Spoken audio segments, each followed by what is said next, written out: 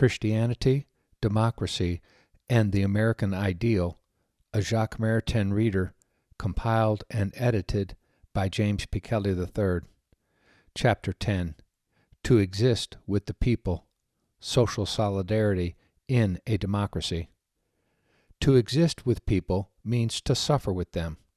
For social solidarity to exist in a democracy, citizens must be aware of those who are suffering and be open to a charitable impulse that may call for sharing in that suffering. Because Christianity expects this from its followers, it is ideally suited to the building of a compassionate, democratic society. Maritain was an early adherent of civil disobedience and the work of Mahatma Gandhi and Martin Luther King Jr., and noted that the technique had its origins in the works and ultimate sacrifices of the Christian martyrs. Even today, the power of Christian civil disobedience is evidenced by the degree to which its opponents seek to suppress it. Blessed is he who suffers persecution for the sake of the justice of God's kingdom and for the sake of justice on earth. He suffers abuse for Christ's sake, while he is abused for the sake of his brethren. Blessed is he if he is doubly persecuted. The more unhappiness he bears in his temporal existence because of his desire for justice in the temporal society, and because of his undertaking to ransom the evil of the days, the more utterly and the more surely is he persecuted, and the more may he consequently hope, if he is faithful, to have in life everlasting, which for the just begins even here below, the blessedness of the persecuted, the more can he hope that his is the kingdom of heaven. Whenever we have to deal with the ingredients of human history, we are prone to consider matters from the point of view of action, or of the ideas that shape action. Yet, it is necessary to consider them also, and primarily from the point of view of existence. I mean that there is another and more fundamental order than that of social and political action. It is the order of communion in life, desire, and suffering. In other words, there must be recognized as distinct from the category to act for or to act with, the category to exist with and to suffer with, which concerns a more profound order of reality.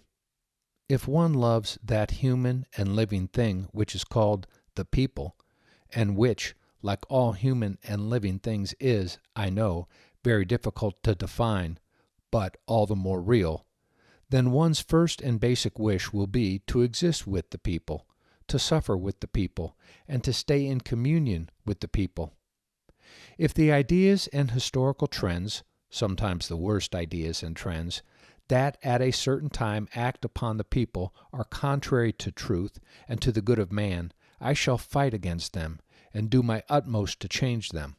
But I shall not, for all that, cease to exist with the people if I have once chosen so to exist. And why should I have chosen to exist with the people?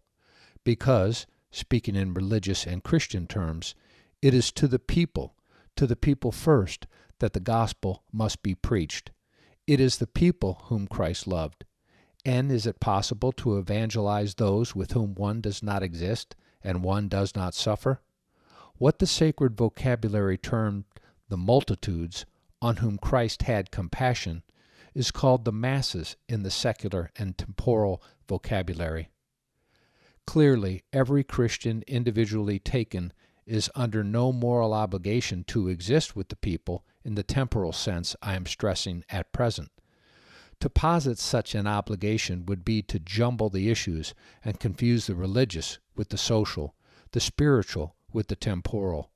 What I am saying is that if, in a collective manner and in most instances, the social and temporal groups of Christian denomination do not exist in this way with the people, then a deep-rooted disorder is introduced into the world and will be paid for at great cost. Imagine a political group of men who decide to resume and transpose to the temporal order the methods of the early Christians and of apostles of all times. In cases where it becomes necessary, they carry on their campaign by voluntarily suffering. They practice poverty. They endure punishment, carrying the loss of civil rights.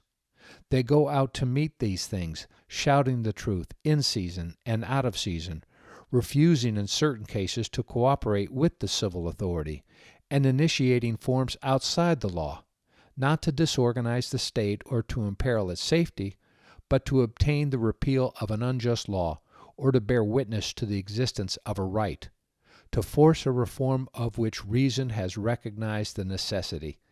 They prepare little by little the transformation of the temporal regime until the hour comes when the burden of office and responsibility shall fall into the hands of the group. All these visible acts in the external order are, for the actors, no more than occasions of spiritual trial and adjustment in a life whose aim is the perfection of the soul. In the achievement of these ends, and in the patient acceptance of all the ill treatment they are made to suffer, they try to be without hatred and without pride. They exert a stern measure of self-control, so as not to be wanting in justice, and they do not allow falsehood or anything else that degrades man to dishonor their action. They truly love those against whom they are fighting, as they truly love those for whom they are fighting. All the evil that is done to them is engulfed in their charity. Before they bear witness against evil, love has consumed the evil in their heart.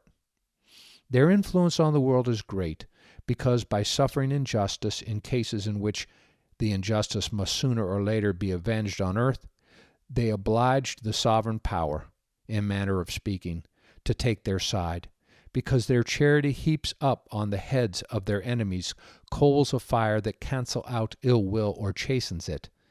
And again, because the power of love is a radiant energy that convinces men and carries them with it. If love is expressed in a visible form, the radiation of this form will be out of all proportion to its intrinsic power.